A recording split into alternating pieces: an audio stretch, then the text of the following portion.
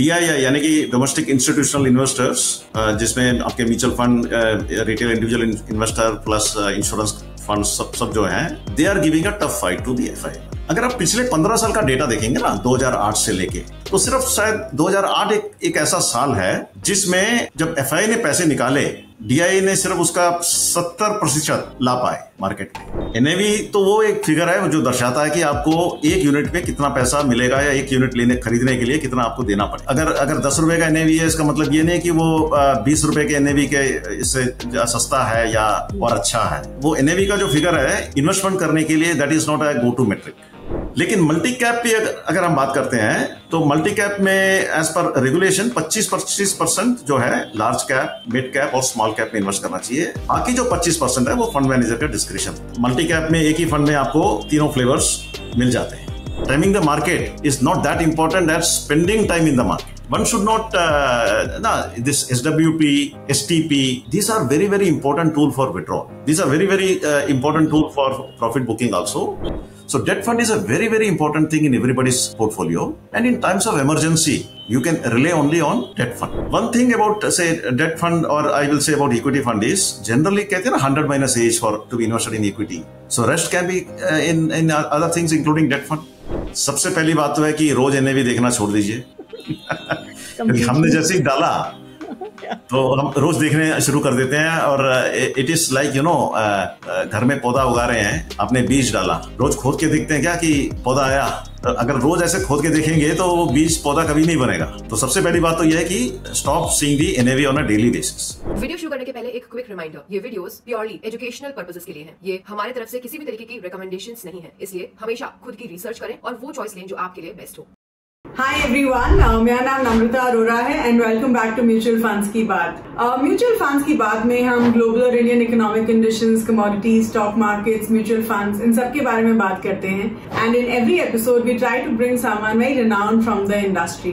तो आज भी हमारे साथ हैं someone very famous, someone who comes with a lot of experience. Today we have with us Mr. T.S. Ramakrishnan. He is the Managing Director and Chief Executive Officer of LIC Mutual Fund Asset Management Limited. Mr. Ramakrishnan brings with him a rich work experience of over 33 years at LIC and its subsidiaries or associate companies. He has worked in various departments at LIC of India, namely pension and group scheme, marketing, F&A, etc. He has worked across zones of LIC, including a stint at ZTC Bhopal as Vice Principal.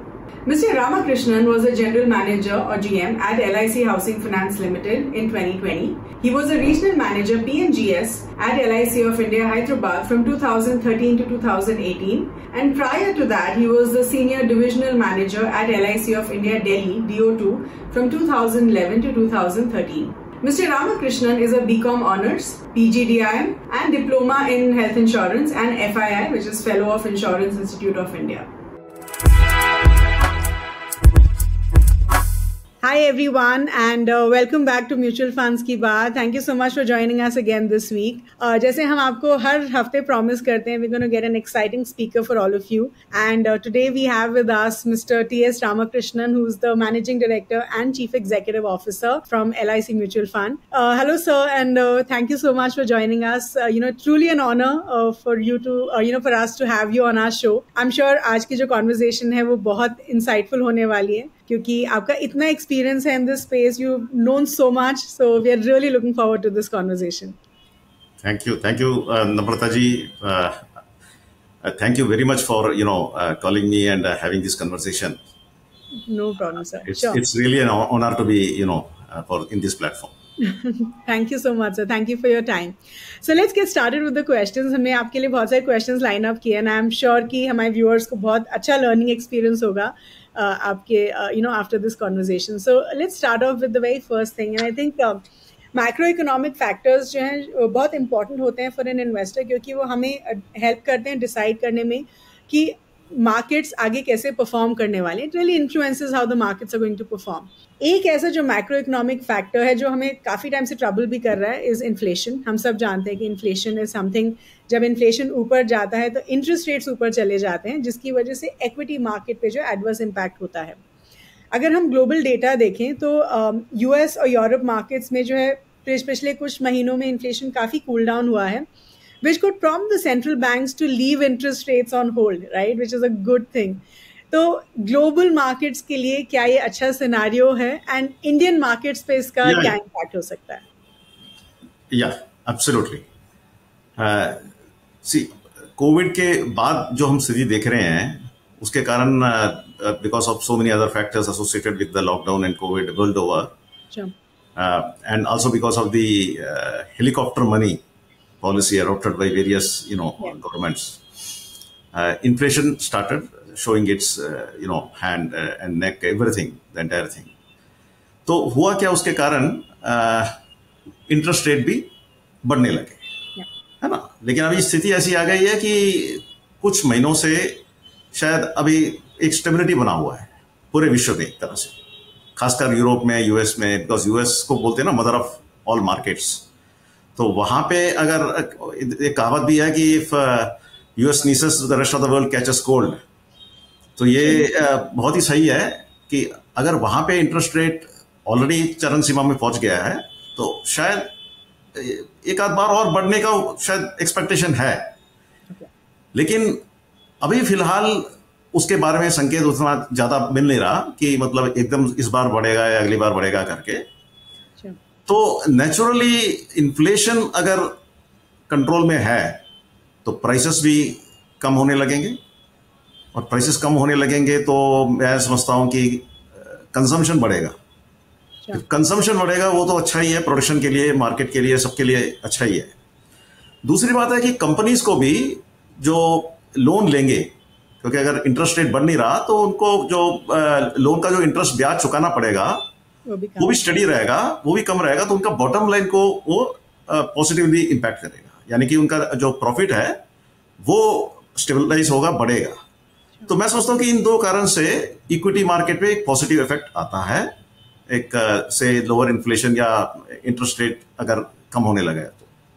अच्छा, so it's a good sign for the Indian investors as well, can we say that? बिल्कुल बिल्कुल, absolutely. Okay. So I think one more thing that we look at is हमने देखा है कि generally in the past जब भी foreign investors Indian market से पैसा निकालते थे तो उसका obviously Indian markets पे या Indian equities पे impact होता था and the markets used to go down. लेकिन पिछले कुछ सालों में हमने phenomena change होते हुए देखा है, we are witnessing a different phenomena. तो अभी अगर हम देखें when we look back at home in India, FPIs ने जो है अब वो नेट सेलर्स बन गए हैं and they are pulling out money, so almost 14,767 crore from Indian equities सिर्फ सितंबर में निकला है, प्राइमरली ऑब्वियसली क्योंकि डॉलर अप्रिशिएट हुआ है एंड क्रूड ऑयल प्राइसेस भी बढ़े हैं। तो आपके ओपिनियन में क्या ये एक इंडियन इन्वेस्टर के लिए, एक्विटी इन्वेस्टर के लिए कंसर्न की बात होनी चाहिए? एक टाइम ऐसा था इंडिया में कि जब FII पैसा निकालने लगते थे तो मार्केट क्रैश होता था। उस टाइम ऐसा कोई डोमेस्टिक सपोर्ट थोड़ा कम था, so we were entirely driven by FII money. लेकिन as you rightly put it, आज की तारीख में ऐसा नहीं है, स्थिति बदल चुकी है। DII यानी कि डोमेस्टिक इंस्टीट्यूशनल इन्वेस्टर्स, जिसमें आपके mutual fund, retail individual investor plus insurance fund सब जो हैं, they are giving a tough fight to the FII money. अगर आप पिछले 15 साल का डेटा देखेंगे ना, 2008 से लेके, तो सिर्फ शायद 2008 एक ऐसा साल है जिसमें जब FII ने पैसे निकाले, DII ने सिर्फ उसका 70% ला पाए मार्केट में। okay. और उसके बाद जब भी आप देखोगे, या तो DII का पैसा ज्यादा आया है, जब भी FII ने निकाला है तो DII का या तो ज्यादा आया है या लगभग तकरीबन उतना ही आया है, ज्यादा फर्क नहीं है मतलब। और ये मैं समझता हूं कि ये बहुत अच्छा फिनोमिना है, जबकि FII का पैसा भी बढ़ रहा है, DII का पैसा और भी ज्यादा गति से बढ़ रहा है। तो ये हमारे इक्विटी मार्केट के मैच्योरिटी के लिए बहुत अच्छी बात है, और एक मार्केट का जो स्टेबिलिटी है उसके लिए बहुत ही लाभदायक है, मैं समझता हूं। बट सर, आपको ऐसा क्यों लगता है कि ऐसा क्यों हो रहा है? DIIs का पैसा क्यों बढ़ रहा है इंडियन एक्विटीज में? मैं समझता हूं कि लोगों का ना विश्वास बढ़ रहा है इंडिया के ऊपर, भारत के ऊपर। India growth story as we call it. हाँ, भारत ग्रोथ स्टोरी बता सकते हैं अभी तो। यस तो ये तो मतलब देखिए, FII पैसा बीच बीच में निकालते हैं, ये उनके लिए एक प्रैक्टिकल कॉल होता है।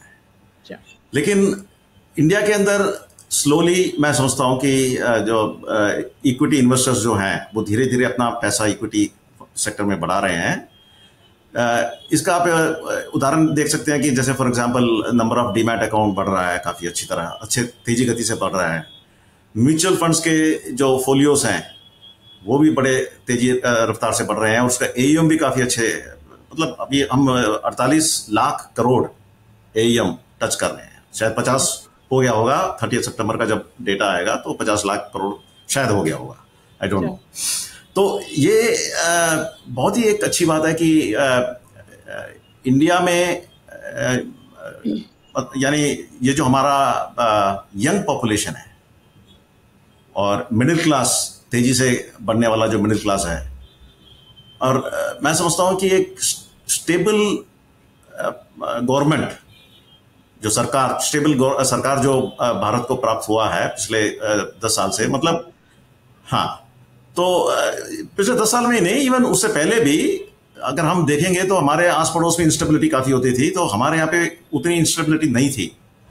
लेकिन शायद पिछले 10 साल में इस सिंगल पार्टी को बहुमत प्राप्त हुआ है, उससे भी काफी फर्क पड़ता है। तो यानी इकोनॉमिक पॉलिसीज जो मतलब गवर्नमेंट जो लाना चाहती है वो ला पाती है, उससे एक्चुअली मार्केट को एक कॉन्फिडेंस मिलता है मतलब सरकार के ऊपर, इकोनॉमी के ऊपर।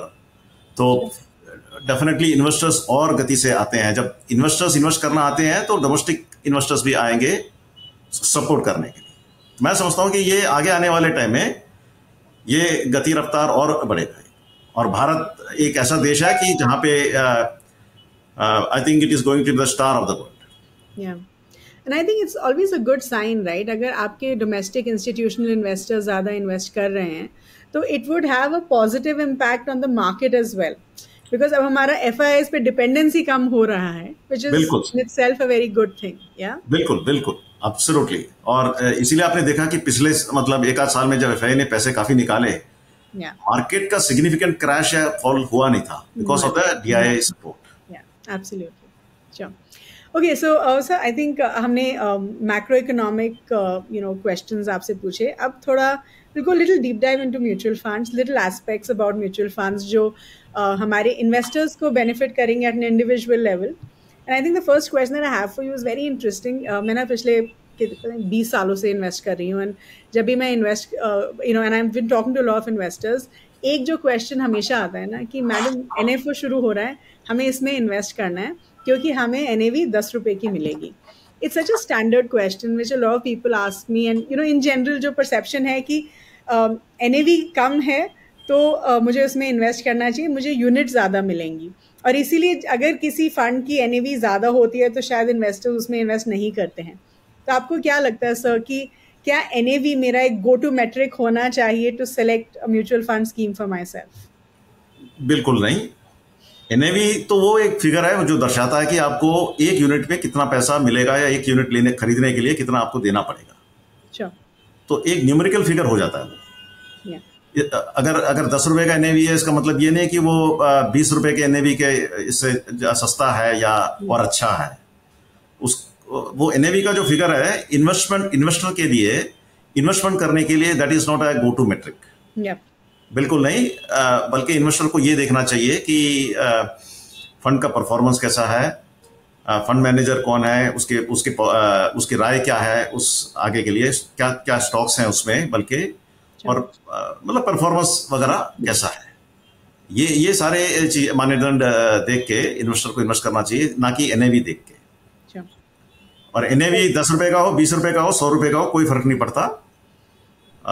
सिर्फ ये जो 4-5 मानदंड मैंने बताए हैं उसे देख के इन्वेस्टर को इन्वेस्ट करना चाहिए। Okay, wonderful. So I hope our viewers understand कि सिर्फ NAV देख के इन्वेस्ट नहीं करना चाहिए। ज़रूरी नहीं है कि 10 रुपए की NAV है तो फंड अच्छा करेगा। I think you have, like sir rightly said, we have a lot of other parameters to consider. So sir, अभी अगर हम कुछ कैटेगरीज की बात करें, mid cap and small cap as a category of course काफ़ी फेमस रहा है in the recent past, and we have seen कि काफ़ी इन्वेस्टर्स में इन्वेस्ट कर रहे हैं। लेकिन अगर हम हिस्टोरिकली भी देखें, फॉर एन इन्वेस्टर एक कैटेगरी पिक करना उतना आसान नहीं होता है क्योंकि इतनी सारी कैटेगरीज हैं, राइट? और mid cap and small cap में अगर मुझे एज अ कॉम्बिनेशन इन्वेस्ट करना है तो of course it could be a little challenging. तो मैं या तो अपने लिए एक मिड कैप इन्वेस्ट फंड में अलग से इन्वेस्ट कर रही हूँ, एक स्मॉल कैप में अलग से इन्वेस्ट कर रही हूँ. So instead of individually selecting such funds, क्या मैं फ्लेक्सी कैप या मल्टी कैप फंड्स में इन्वेस्ट कर सकती हूँ? Do you think mid cap और स्मॉल कैप इंडिविजुअली सेलेक्ट करने की बजाय मैं मल्टी कैप फ्लेक्सी कैप में इन्वेस्ट कर दूँ? और ये जो मल्टी कैप और फ्लेक्सी कैप फंड्स होते हैं, ये लॉन्ग टर्म में एक इन्वेस्टर के पोर्टफोलियो में कितना वैल्यू ऐड करते हैं? ये बहुत अच्छा सवाल है आपका. सी एक्चुअली मिड कैप और small cap stand alone basis में अगर आप कोई खासकर नया कोई इन्वेस्टर इन्वेस्ट करता है तो शायद उसका वॉलेटिलिटी समझना चाहिए. Mid cap and small cap में वॉलेटिलिटी बहुत ज्यादा होता है, और फ्लेक्सी कैप और मल्टी कैप में थोड़ा कम होता है. उसका कारण यह है कि फ्लेक्सी कैप में फंड मैनेजर का एक राइट होता है कि वो कोई भी मिड कैप में से इन्वेस्ट करे, लार्ज कैप में इन्वेस्ट करे या स्मॉल कैप में इन्वेस्ट करे. लेकिन अधिकतर अगर हम फंड को देखते हैं तो अधिकतर it is tilted the bias is towards large cap, flexi cap में. लेकिन मल्टी कैप की अगर हम बात करते हैं तो मल्टी कैप में एज पर रेगुलेशन 25% जो है लार्ज कैप, मिड कैप और स्मॉल कैप में इन्वेस्ट करना चाहिए. बाकी जो 25% है वो फंड मैनेजर का डिस्क्रिप्शन होता है उसमें. तो ये बहुत अच्छी बात है कि मल्टी कैप में एक ही फंड में आपको तीनों फ्लेवर्स मिल जाते हैं. लेकिन फाइनली हर इन्वेस्टर के अपने अपने प्रायोरिटीज होते हैं. पैसे निकालते वक्त अगर मैं सिर्फ स्मॉल कैप से निकालना चाहूं तो अगर मेरे पास अगर सिर्फ स्मॉल कैप फंड है वो निकल सकता है. लेकिन मल्टी कैप में मुझे वो तीनों इक्वली आ जाते हैं. लार्ज कैप से भी निकल जाता है.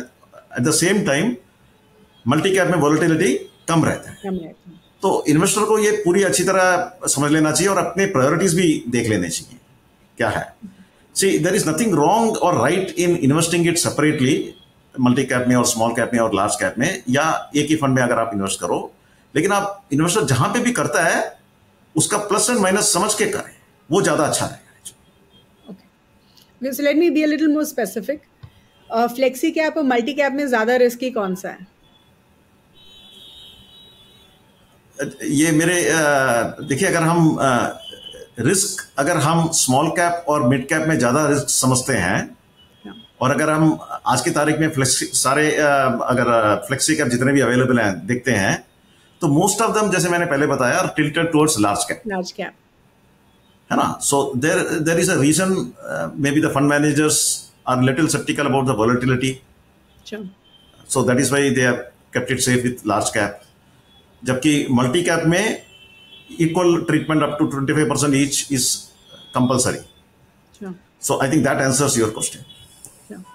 So just to clarify for our viewers as well, so what sir is trying to say is कि it's not like किसी में रिस्क कम है ज़्यादा है, but flexi cap mostly large cap tilted, तो शायद उसमें यू कैन से कि रिस्क थोड़ा कम रहता है compare to a multi cap fund. Would that be right sir? Yeah, absolutely. As long as fund managers are tilted towards large cap. Large cap, okay. And I think multi cap में अगर देखा जाए तो because there's large, mid, small तीनों का component, and हमें पता है कि अलग market cycles में अलग categories या अलग market caps perform well, तो it's possible कि as a fund manager अगर मुझे मान लीजिए small cap में से निकालना है, लेकिन अब मैं नहीं निकाल सकता क्योंकि multi cap में I have to put that 25% in small cap. So I guess that also could be a challenge, but yeah. Fair enough. Okay. So I think now we're going to discuss one more thing. So we were talking about large caps, and आप अभी बात कर रहे थे कि हमारे देश में अगर हम फ्लेक्सी कैप फंड्स देखें तो काफ़ी लार्ज कैप की तरफ टिल्टेड रहते हैं. अभी जो है लार्ज कैप की तरफ फोकस वापस जा रहा है. We are seeing a turnaround which is expected in this space. आपके ओपिनियन में जो लार्ज कैप फंड्स होते हैं वो एक फर्स्ट टाइम इन्वेस्टर के पोर्टफोलियो के लिए कितना ज़रूरी होते हैं, especially in times like these? How will large cap as a category help the investor in the overall portfolio? बिल्कुल अच्छा सवाल है ये, बिकॉज हर साल काफी नए इन्वेस्टर्स आते हैं फॉर द फर्स्ट टाइम जो म्यूचुअल फंड में निवेश करते हैं, और थोड़ा एक रहता है कि कहाँ पे जाके इन्वेस्ट करूं. तो जो पहली बार जो इन्वेस्ट कर रहा है उसके लिए बहुत इंपॉर्टेंट है कि प्रिजर्वेशन ऑफ हिज कैपिटल. और अगर प्रिजर्व करना है आपको कैपिटल, तो आपके फंड में वॉलेटिलिटी कम होना चाहिए, और आपको उस फंड का जो रिस्क है, अंडरलाइंग जो रिस्क है, वो आपको समझ लेना चाहिए. तो जनरली क्या होता है कि लार्ज कैप में रिस्क थोड़ा कम रहता है compare to mid cap and small cap because volatility is less. तो फर्स्ट टाइम जो इन्वेस्टर है वो लार्ज कैप में जा सकता है डेफिनेटली, बल्कि मैं तो कहता हूं कि फर्स्ट टाइम इन्वेस्टर को एक और फंड है जिसमें सबसे पहले उसको वहां पे दर्शन दे देना चाहिए, जो है बैलेंस एडवांटेज, यानी कि डायनेमिक एसेट एलोकेशन में जो आता है, क्योंकि वो एक ऐसा फंड है जो ऑटोमेटिकली अपने आप को एडजस्ट कर लेता है बिटवीन इक्विटी एंड डेट जैसे जैसे मार्केट कम होता है या ज्यादा होता है। तो जब मार्केट तेज रफ्तार से बढ़ता है और वैल्यूएशंस आर रिच, उस टाइम बैलेंस एडवांटेज फंड में इक्विटी एलोकेशन कम हो जाता है थ्रू मैथमेटिकल फॉर्मूला, और जब आपका इक्विटी में थोड़ा गिरावट आता है तो उस टाइम ऑटोमेटिकली उसका इक्विटी कंपोनेंट बढ़ जाता है। तो इसलिए उसमें वोलेटिलिटी और भी कम हो जाता है, लिटिल मोर सेफर। और उसमें बेसिकली क्या होता है कि डाउनफॉल प्रोटेक्शन सबसे अच्छा रहता है उसमें। अपसाइड शायद लार्ज कैप की तरह अपसाइड ना दे, लेकिन डाउन साइड प्रोटेक्शन होता है, और फर्स्ट टाइम इन्वेस्टर के लिए डाउन साइड प्रोटेक्शन बहुत इंपॉर्टेंट है, क्योंकि जब तक उसके पास फंड रहेगा तब तक ही इन्वेस्ट कर पाएगा। वो बहुत इंपॉर्टेंट है। Okay. So can we say कि as a first time investor अगर उनको दो कैटेगरीज में इन्वेस्ट करना है तो लार्ज कैप और बैलेंस्ड एडवांटेज फंड में इन्वेस्ट कर सकते हैं? Absolutely. क्योंकि देखिए क्या होता है, जैसे ये ना जो पहली बार इन्वेस्ट करते हैं उनमें से कई लोग गाड़ी चलाना भी सीखते होंगे शायद, चाहे वो कार हो या स्कूटर हो। तो जब गाड़ी चलाना सीखते हैं तो फोर्थ गियर में तो पहले से नहीं चलाते, शुरू में फर्स्ट गियर और देख देख के चलाते हैं, आराम से चलाते हैं, कोई ब्रेक मारने के लिए भी कोई होता होगा साथ में वगैरह वगैरह। तो balance advantage fund is something like that, I will say, जहां पे आपको एक हेल्प मिल जाता है कि आपका ऑटोमेटिक रिस्क प्रोटेक्शन हो जाता है उसमें। आई एम श्योर हमारे जो फर्स्ट टाइम इन्वेस्टर्स हैं जो ये शो देख रहे हैं, दे अंडरस्टैंड कि क्या उनके लिए सही कैटेगरीज हो सकती हैं to manage the risk also effectively and get decent returns, which is what we look at when we are just starting our investments. या एब्सोल्युटली। Alright, okay. अभी अगर हम थोड़ा SIPs की बात करें, द फैक्ट कि SIP कितना डिस्कशन चलता है SIPs के around, everyone talks about SIPs, everyone tells us कि SIP एक अच्छा तरीका होता है इन्वेस्ट करने का।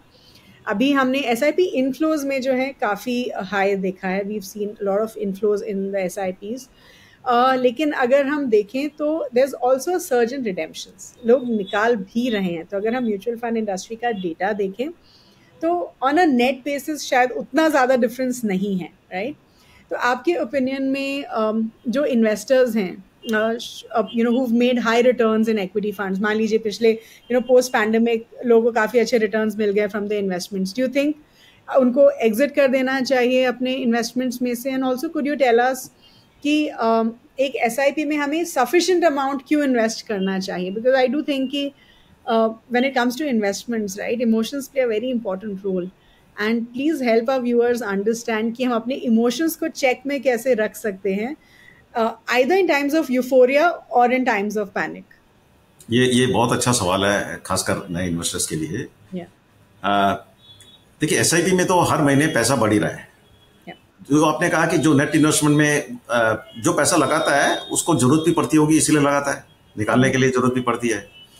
सो बेसिकली पैसा की जरूरत जब पड़ती है वो कस्टमर उस टाइम उसको निकालने की कोशिश करता है, और तभी निकालता है जब मार्केट उसको रिटर्न अच्छा दे रही है। The second part is that of course कि SIP के थ्रू क्यों लगाएं, है ना? I think I have answered your first question appropriately. Yes. Okay. The second question is regarding SIP. Now, now as far as SIP is concerned, lump sum अगर कोई ग्राहक लगाता है इक्विटी स्कीम में, और खासकर जो पहली बार लगा रहा है, अब उसको एक अंदाजा होता नहीं कि इक्विटी मार्केट जनरली क्या होता है कि जब इक्विटी मार्केट जब ऊपर जा रहा होता है उसी टाइम लोग आके बोलते हैं लगाने के लिए, तो उस टाइम जाके हम गलती कर जाते हैं कि पूरा का पूरा पैसा इक्विटी में लगा देते हैं, और उसके बाद जब करेक्शन होता है तो माइनस आता है, और हम उस टाइम फिर माइनस बाहर जाने के लिए हम उसको बुक कर लेते हैं माइनस लॉस को, और उसके बाद फिर हमें इक्विटी मार्केट से हम दूर रहते हैं। तो SIP एक ऐसा यंत्र है जिससे आपको इस तरह का एक्सपीरियंस नहीं होगा। और SIP में क्या होगा कि आप उसको मंथली कर सकते हैं, वीकली कर सकते हैं। सबसे पॉपुलर तो ऑफकोर्स मंथली है, 12 इंस्टॉलमेंट पूरे साल के। इसको मैं इस तरह से आपके लिसनर्स को बताना चाहूँगा कि देखिए, हम सबको मालूम है कि हेल्थ मेंटेन करने के लिए, है ना, तो हमें सवेरे उठ के मतलब या तो पूरे दिन में हमें 2-3 लीटर पानी पी लेना चाहिए, या आप किसी भी, तो आप अपनी आधी बीमारियों को कम कर सकते हो, है ना। तो ये 2-3 लीटर पानी का मतलब हो गया कि 12 ग्लास। तो 12 ग्लास पानी, यानी कि घंटे में एक बार अगर आप 1 ग्लास पानी पियोगे तो 50% of your health issues are taken care of. तो 12 ग्लास पानी की जगह 12 मंथ का इंस्टॉलमेंट अगर आप एसआईपी में लगाएंगे तो आपका फाइनेंशियल हेल्थ बहुत बढ़िया रहेगा। Very nice. But sir, like just adding on to my question, मैंने पूछा था कि एक जो इन्वेस्टर है, क्या उसको एग्जिट कर लेना चाहिए अगर अच्छे रिटर्न्स मिल रहे हैं? तो यू राइटली सेड कि अच्छे रिटर्न्स मिले हैं तो it's fine, but I am just trying to understand. There I would like to also add, अभी अच्छे रिटर्न की परिभाषा जो है ना, वेरी सब्जेक्टिव, वो इन्वेस्टर के ऊपर डिपेंड करता है। अगर इन्वेस्टर ने पहले मन बना लिया हो कि मेरे को 20% एक अच्छा रिटर्न है, तो 20% पहुंच जाता है, मैं निकाल रहा हूं, हो सकता है वो 20 का 30 भी हो जाए, है ना। तो इसके लिए just like SIP is a good for investment, SWP is good for exit, withdrawal. लेकिन सबसे बड़ी बात क्या है कि जब तक मुझे पैसे की जरूरत ना पड़े, मैं क्यों निकालूं उसको, है ना। और पैसे की अगर मुझे जरूरत पड़ती है, जैसे फॉर एग्जांपल हायर एजुकेशन के लिए चाहिए, शादी के लिए चाहिए, या मेरा मतलब घर बनाने के लिए, कोई भी मेजर एक्सपेंस के लिए चाहिए, तो मेरी प्लानिंग ऐसी होना चाहिए कि 1 साल पहले से मैं शुरू कर दूं उसमें से SWP के थ्रू निकालने का, ताकि मैं पूरे साल में वॉलेटिलिटी फेस ना करूं। हो सकता है कि जिस टाइम मुझे पैसे की जरूरत हो उस टाइम मार्केट में थोड़ा गिरावट आया हो, तो मेरे को कम अमाउंट मिलेगा, तो इससे अच्छा कि मैं उसको स्प्रेड आउट कर दूं 12 महीने में, तो एवरेज आउट हो जाएगा। तो एवरेज आउट होगा तो 1 साल के अंदर एक मिनी साइकिल आई जाता है, हाई एंड लो का मिनी साइकिल आई जाता है। तो वो एक अच्छा तरीका होगा एक व्यक्ति को पैसे निकालने का। और अगर पैसे की जरूरत नहीं है तो let it get be invested there only, क्योंकि लॉन्ग रन मार्केट हमेशा, the long run market is growing only. How about maybe an STP also, right? I mean, STP could be a good option instead of... Exactly. SWP or STP. See, STP to a debt fund, for example. है ना? See, when especially when you have a target, say 1 year later मेरे को पैसे की जरूरत है, तो मैं अभी से मैं शुरू कर दूं कि 12 इंस्टॉलमेंट में उसको डेट फंड में मैं ट्रांसफर करना शुरू कर दूं, शॉर्ट टर्म डेट फंड में, जिसमें वॉलेटिलिटी बहुत ही कम है। तो 12 महीने के बाद जब मुझे पैसे की जरूरत पड़ेगी तो उस टाइम मैं वहां से डेट फंड से निकाल के मैं अपना एक्सपेंस मीट कर रहा हूँ। Absolutely right. STP is a even better option because you remain with the same fund house. With the same fund house, yeah. All right, okay. So I guess जब हम equity funds की बात करते हैं, so it's not about buying well. I don't think कि entry लोग उतना देखते हैं. Exit is more important, and we were just discussing about the exit. तो हम बोलते हैं कि it's not about buying well, it is about selling well. तो आपके ओपिनियन में एक इन्वेस्टर कैसे, how can an investor sell well? And when is the right time to exit mutual funds so that we don't really have to give in to fears? जैसे of course, one of the strategies कि आपको financial goal achieve होने वाला है and you exit. But any other exit strategy that you have? Basically क्या होता है कि हम SIP से एंटर कर ले, है ना, देन विड्रॉ करने के लिए हम टाइमिंग की चिंता ना करें। जितना ज्यादा टाइम हम वहां पे इन्वेस्ट कर सकते हैं, सिर्फ timing is not, timing the market is not that important at spending time in the market. So it is very important. Now as I said, one should not this SWP, STP, these are very, very important tool for withdrawal. Sure. These are very, very important tool for profit booking also and withdrawal also, especially as you said STP. Yeah. Because you can move from equity debt to equity at appropriate time. Sure. अगर आपका target, आपको लग रहा है कि आपने जो एक टारगेट रखा था अपने लिए वो मीट हो रहा है, और अगर आपकी राय में आपको लग रहा है कि मार्केट ऑलरेडी काफी जा चुका है ऊपर, तो nothing wrong in doing a profit booking by through STP. Monthly transferring it to debt. And जब अगर आपके मार्केट में करेक्शन आ रहा है तो उस टाइम आप वापस डेट से इक्विटी में अगेन थ्रू एसटीपी आप कर सकते हैं। ये एक अच्छा तरीका होगा। और अगर आपको गोल मीट करना है तब भी आपको एसटीपी ही का ही प्रयोग करना पड़ेगा। सबसे बड़ी बात है कि आपको मार्केट में अगर गिरावट आ रहा है तो पैनिक सेलिंग नहीं करना चाहिए। वो बहुत इंपॉर्टेंट है कि पैनिक सेलिंग ना हो आपको। तो ये जो एसटीपी, एसडब्ल्यूपी और एसआईपी, ये सब आपके पास ये जो यंत्र हैं, ये वोलेटिलिटी को कम करते हैं, रिस्क को भी आपका कम करते हैं और आपको एक एवरेज प्राइस देते हैं which is far above the assumption price that or the exit price that you may get if you sell in a panic. That's what we were discussing, right? कि इमोशंस और मैं सोचता हूँ कि आपका ये जो क्वेश्चन था ना, इमोशन को कंट्रोल कैसे करें, तो ये एक तरीका इमोशन को भी कंट्रोल करने का। क्योंकि आप डिसीजन खुद नहीं ले रहे हैं, आपने एक डेट दे दिया फंड हाउस को कि इस डेट पे मेरा फंड इस डेट से इक्विटी या इक्विटी से डेट को आप ट्रांसफर कर दें करके। तो you are detaching yourself, because normally for a normal investor जो एक जॉब भी कर रहा है, टाइम निकालना बहुत मुश्किल होता है। तो ये ऑटो प्रोसेस अगर हम कर देते हैं तो ये काफी लाभदायक हो जाता है। Sure. Okay. So I guess my next question is not linked to SIP at this point. What we're going to discuss is a little bit about small cap funds, because small cap as a category has been an exciting category. हमने I think small cap के ऊपर काफ़ी discuss किया ना previous episodes. काफ़ी doubts भी रहते हैं इन्वेस्टर्स के माइंड में, लेकिन काफ़ी investors want to invest in small cap and make use of the opportunity.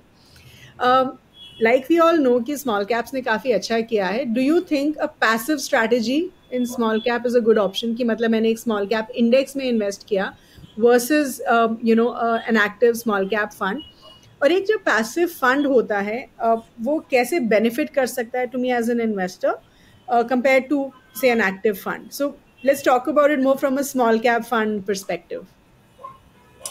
देखिए, passive funds are also gaining popularity, क्योंकि उसमें उसका मेन अट्रैक्शन क्या रहता है कि एक्सपेंस रेशियो थोड़ा कम रहता है एक्टिव फंड। लेकिन एक्टिव फंड के भी अपने एडवांटेजेस होते हैं, because you are giving it to an expert fund manager जो कि आपको एक हायर रिटर्न दिला सकता है, और रिस्क भी आपको कंपैरेटिवली कम भी कर सकता है। हालांकि it works both ways actually.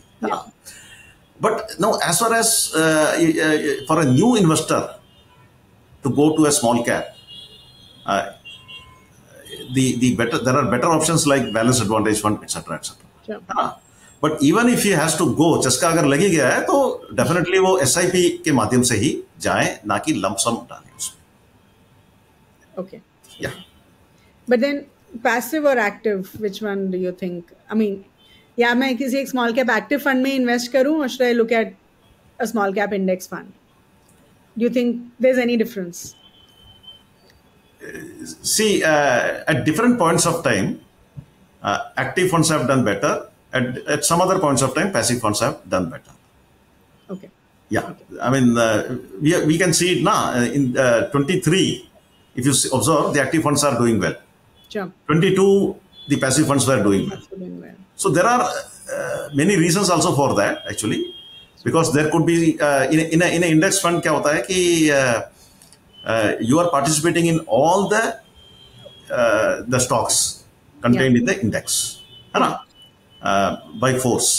But in an active fund, the fund manager may take a call not to invest in a particular stock because of the valuation issue. Yeah. So supposing that stock performs either exceedingly well or poorly, it will reflect on the performance of the active and passive fund. है ना? तो passive fund में डालने से पहले भी मेरी सलाह यह है कि उस फंड के कंस्टिट्यूएंट्स को भी हम देखें कि कौन से स्टॉक्स हैं, और सारे स्टॉक्स का वैल्यूएशन एक तरह से रीजनेबल है कि नहीं वो भी हम देखें। Sure. वो इम्पोर्टेंट है। I think active versus passive debate is a forever debate. ये I don't think कोई आप दोनों sides को justify कर सकते हो with the benefits, the pros and the cons. So I completely buy your point कि दोनों के अपने benefits या disadvantages होते हैं. So we can't have a sure answer. I don't think we can give our viewers an exact answer कि आप इसमें invest कर लो, ये better है. I completely I'm with you on that. Okay. अब जैसे एक्टिव वर्सेस पैसिव का discussion चलता है, वैसे ही एसआईपी वर्सेस लमसम का डिस्कशन चलता है. And you know in the last few questions आपने बहुत क्लियरली आंसर किया है कि एसआईपीज के थ्रू ही इन्वेस्ट करना चाहिए, व्हिच इज फेयर. लेकिन मान लीजिए एक इक्विटी फंड में मैंने एसआईपीज कर दी हैं. So do you think I could do a lump sum in, say, a balanced advantage fund or another hybrid category, which is multi-asset allocation funds? Do you think SIPs equity funds में कर दो, क्योंकि आप obviously you know rupee cost averaging का benefit उठा रहे हो, but at the same time मैं lump sum कर देती हूँ in BAF and in multi-asset allocation funds, assuming मेरे पास funds available हैं जो मुझे अभी invest करने हैं. हाँ, आप अगर आपके पास फंड है और आप इन्वेस्ट करना ही चाहते हैं तो बैलेंस एडवांटेज फंड एक ऐसा कैटेगरी है जहां पे आप लंप सम कर सकते हैं. Okay. और आप चाहें तो वहां से एक सिस्टमैटिक ट्रांसफर भी आप कर सकते हैं टू योर से इक्विटी और something on a monthly basis also after some time, है ना. Okay. That also is one good way of reducing the volatility, reducing the risk associated with investing a lump sum in equity, है ना. Okay. Majorly equity में हम systematic investment से ही जाए, क्योंकि उसमें रुपी कॉस्ट एवरेजिंग जैसे आपने बताया वो एक एडवांटेज हमें मिल ही जाता है. और अगर आप वैसे भी अगर आपके पास एक लंप सम है तो जितना अमाउंट है आपके पास इन्वेस्ट करने का, मैं समझता हूँ कि उसको कम से कम 10 या 12 इंस्टॉलमेंट में आप उसको जमा कीजिए करके कर सकते हैं. Okay, alright, fair enough. Okay. You know, sir, जब भी हम ये you know when we have these conversations with a lot of our speakers, हम लोग equity और hybrid funds के बारे में बहुत डिस्कशन करते हैं, but I think एक कैटेगरी जो हम मिस आउट कर जाते हैं, which we would like to include in this particular episode, is talking about debt funds. And I do think debt funds एक बहुत important कैटेगरी है जिसके बारे में उतना डिस्कशन होता ही नहीं है. So एक बात हमें ये समझने की कोशिश करवाइए कि जो डेट फंड्स होते हैं वो एक इन्वेस्टर के पोर्टफोलियो के लिए कितने इंपॉर्टेंट होते हैं, और जो फर्स्ट टाइम इन्वेस्टर्स होते हैं तो कौन से डेट फंड कैटेगरीज में वो इन्वेस्ट कर सकते हैं. That's one part of my question. And then you know how much value do debt funds add in an individual investors portfolio, plus जब मैं डेट फंड्स को सिलेक्ट करती हूँ मुझे क्या फैक्टर्स कंसिडर करने चाहिए. Too many questions in one. I will ask you again in case you forget. Yeah, sure. It's a very important question, and debt fund basically is an important thing for everybody. Yeah. You know, debt fund ना एक stability provide करता है.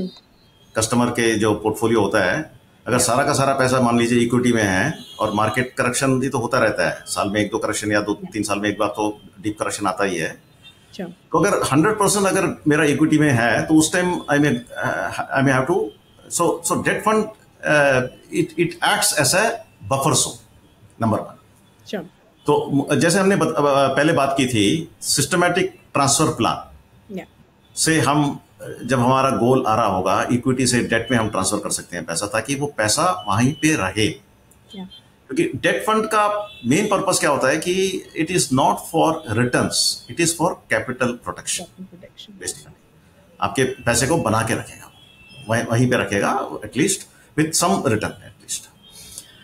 The second part is आपका risk कम किया, volatility को कम किया, और आपके पास क्योंकि आपके पास इक्विटी भी है डेट भी है तो ओवरऑल रिटर्न को भी स्टेबिलिटी देगा और कहीं ना कहीं ओवरऑल रिटर्न को भी बढ़ाएगा.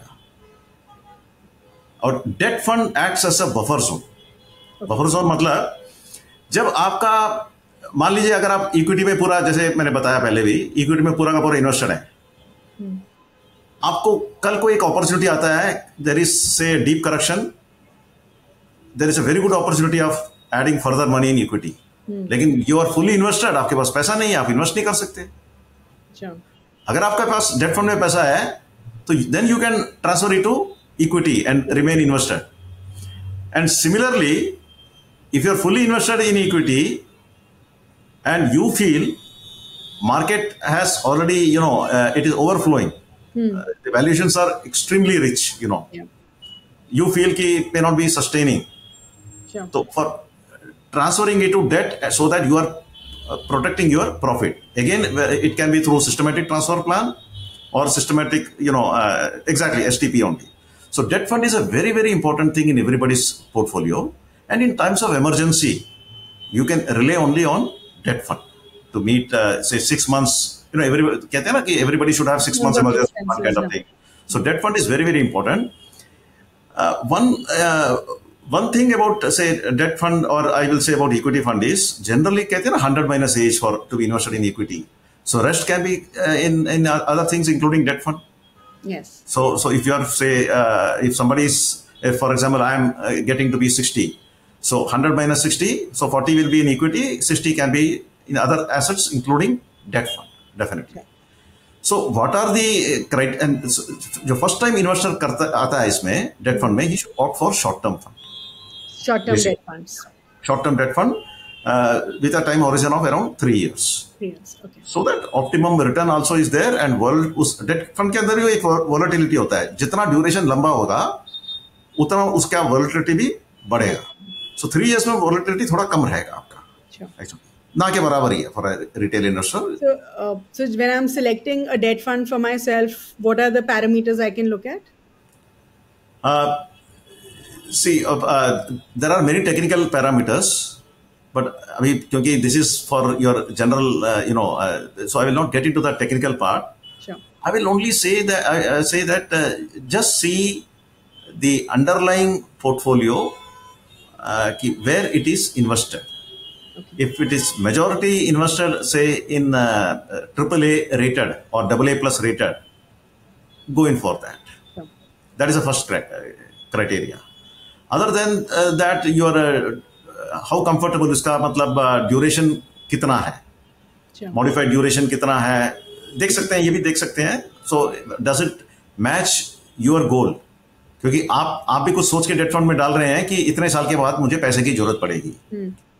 तो उतने साल का मैच कर रहा है क्या उसका पोर्टफोलियो, आप ये भी देख लीजिए. So generally we advocate short term debt fund which is for 3 years, and even if you withdraw it say after 1.5 years, अगर जरूरत पड़ी पैसे निकालने की तो निकाल सकते हैं, उसमें इशू नहीं है. Sure. Okay. So now sir, just help us with some basic thumb rules जो एक म्यूचुअल फंड इन्वेस्टर को फॉलो करने चाहिए. You could also give us a checklist, या फिर बेसिक डूज एंड डोंट्स जो म्यूचुअल फंड इन्वेस्टर्स फॉलो कर सकते हैं. सबसे पहली बात तो है कि रोज एनएवी देखना छोड़ दीजिए. I agree. हमने जैसे ही डाला तो हम रोज देखने शुरू कर देते हैं, और इट इज लाइक आप घर में पौधा उगा रहे हैं, आपने बीज डाला मिट्टी में, रोज खोद के देखते हैं क्या कि पौधा आया. अगर रोज ऐसे खोद के देखेंगे तो वो बीज पौधा कभी नहीं बनेगा. तो सबसे पहली बात तो यह है कि stop seeing the NAV on a daily basis. Once in a month we should monitor, है ना, and make full use of systematic investment plan, systematic withdrawal plan, systematic transfer plan. और इक्विटी में ऐसा ही होना चाहिए. And the thumb rule for equity is 100 minus age, as I told earlier. So as far as possible, that can be a guiding this thing. There is no hard and fast for that. Sure. It all depends upon your risk appetite. Sure. Somebody can have a higher risk appetite also, but sure. That risk appetite also go to it through a systematic plan only. All right. Even if it is for supposing for example somebody suddenly gets 10 lakh. Now he is in a hurry to invest entire thing in equity. At least divide it into 12 parts, 12 months, and then go. So instead of even dividing it to 120 parts or something like that. Sure. है ना? Then once in a month, once in a quarter, check the performance of your fund. Check the addition, deletion of the scripts. Are you comfortable with that? Okay. Check how the fund manager is doing once in a year maybe. Okay. And overall, there are various other websites which help you to take an informed decision with star rating and other things also. So how comfortable you are with the kind of fluctuations that fund is showing. ये आप जरा देख लीजिए, and accordingly can take it. But the main thumb rule is daily stop seeing the NAV. That is the most important thing. I completely agree with you on that. I think that's such an important thing. हर रोज बैठ के आप like I always say this कि अगर हमारे parents जिन्होंने काफ़ी real estate investments की हैं in their time, and imagine अगर हर रोज़ उनको कोई ऑप्शन देता है कि आप हर रोज़ अपने प्रॉपर्टी का प्राइस चेक करो, और हर रोज़ ऑप्शन भी देता है उसको बेचने का, तो शायद वो एसेट बिल्ड नहीं कर पाते जैसे उन्होंने बिल्ड किए हैं. जल्दी बेच देते उसको. या Okay, so sir, you've been investing, I'm sure, for so many years now. So please help us understand some learnings, some takeaways from your personal journey जो हम as investors अपनी journey में implement कर सकते हैं. मेरे ख्याल से ये जो मैंने अभी बोला था, NAV नहीं देखना है. हाँ, so all these things are applicable there also, I think, है ना? तो ये जो मैंने जो नहीं करना बोला था ना, ये सब मैं एक जमाने में करता था. तो वहीं से, I mean, it applies to everybody. Basically, we all learn from our mistakes only. So you see, again, I think I'm repeating only, but SIP, STP, SWP are very, very important tools. The most important tools for wealth creation. Okay. So maybe systematically investing or withdrawing is what we should do. And have a certain percentage of funds, as I said, in debt also. Sure. Maybe equity and debt both. Maybe in other assets also, little bit here and there. But do ensure that whenever you want money, you are in a position to get it. At the same time, avoid the temptation of stopping your SIP, withdrawing your money, उधर profit देखा और withdraw कर दिया. जितना ज्यादा चलेगा उतना ही ज्यादा उसमें ग्रोथ भी आएगा. And tax loss also benefit you if you are a very long-term investor. So follow all these simple rules. That's my humble advice to everybody. Okay, just a one-off question. आप ये बताइए कि आपके personal portfolio में favourite funds कौन से हैं आपके? Favorite category? Category, I'll say is large cap. Yeah, mostly large caps. Okay, all right. Okay. Any book recommendations, sir, for our viewers? There is one book called Uncommon Sense for the Thoughtful Investor by Howard Marks. I think it's a very good book which takes the investor through the making him learn about the risk aspect, and then as well as 4 or 5 very good points are covered there. I'll strongly recommend that book for your people who watch the channel to go through that book. Sure. Yeah. Brilliant. Thank you so much, sir, for all your time. I think ये episode I'm sure हमारे viewers को बहुत अच्छा लगने वाला है. And thank you for giving us your valuable time once again. And we hope to have you on our show again. So thank you. Thank you, madam. Thank you very much. Thank you so much. Take care. Thank you. Bye. Wow, what a wonderful and knowledgeable conversation that was with Mr. Ramakrishnan, and I'm sure आप सबको ये episode बहुत अच्छा लगा होगा. तो quickly जो भी हमने points discuss किए थे वो मैं आपके लिए summarize कर देती हूँ.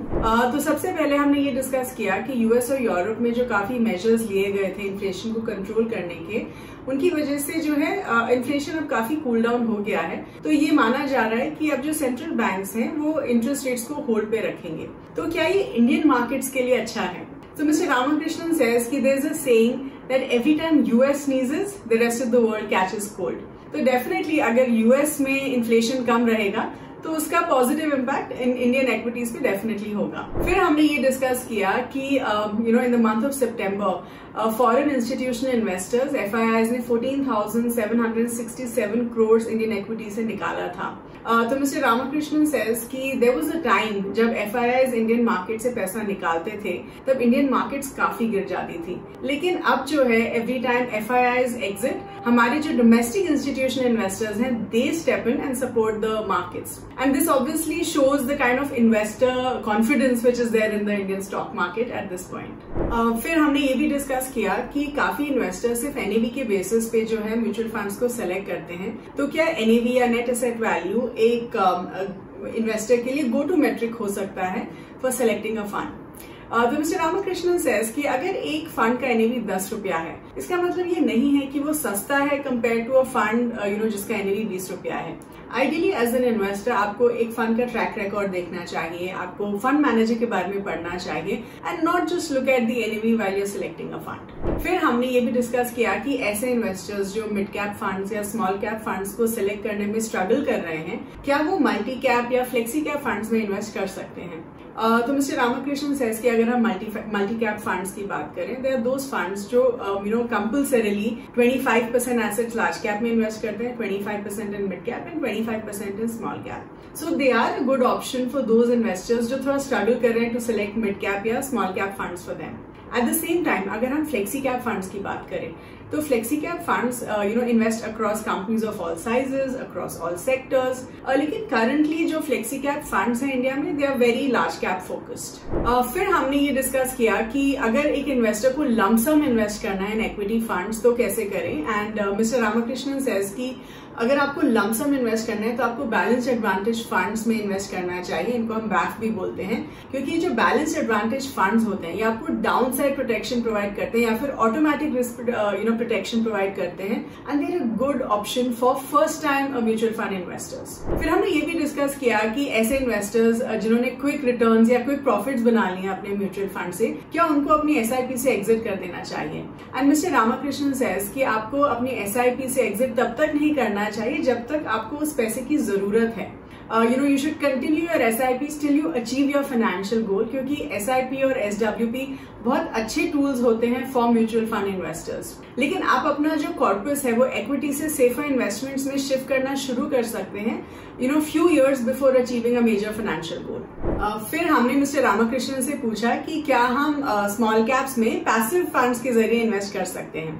तो मिस्टर रामकृष्णन सेज कि अगर देखा जाए तो पैसिव फंड्स जनरली थोड़े कम रिस्की माने जाते हैं कंपेयर टू एक्टिव फंड्स. लेकिन देयर आर फेसेस जब एक्टिवली मैनेज फंड्स जो है पैसिव फंड्स को आउट परफॉर्म करते हैं, end of course vice versa. तो एज एन इन्वेस्टर सबसे पहले हमें पैसिव फंड्स के कॉन्स्टिट्यूएंट्स को समझना चाहिए और हमारे पोर्टफोलियो में एक्टिव और पैसिव फंड्स दोनों होने चाहिए. Then we also asked mister Ramakrishnan about his learnings from the equity space, and he says कि सबसे पहले जो है डेली NAV को हमें नहीं देखना चाहिए. हर रोज we should not check our portfolio as well. He also says कि अगर आपको इक्विटीज में इन्वेस्ट करना है तो आपको लॉन्ग टर्म के लिए इन्वेस्टेड रहना चाहिए और SIP और SWP को इफेक्टिवली यूज करना चाहिए to reach your financial goals. He also says कि आप 100 - एज वाला थंब रूल अप्लाई कर सकते हैं to decide your equity allocation in your mutual fund portfolio. He also told us that he likes the large cap fund as a category. So that was about it in this particular episode. I hope आप सबको ये episode अच्छा लगा हो. Please do like this video, share it with everyone, and do subscribe to the Grow Mutual Fund channel. And I'll see you next week. Bye bye.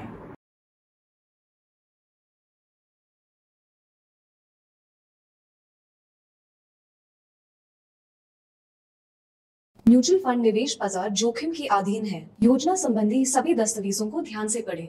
Mutual fund investments are subject to market risks. Read all scheme related documents carefully.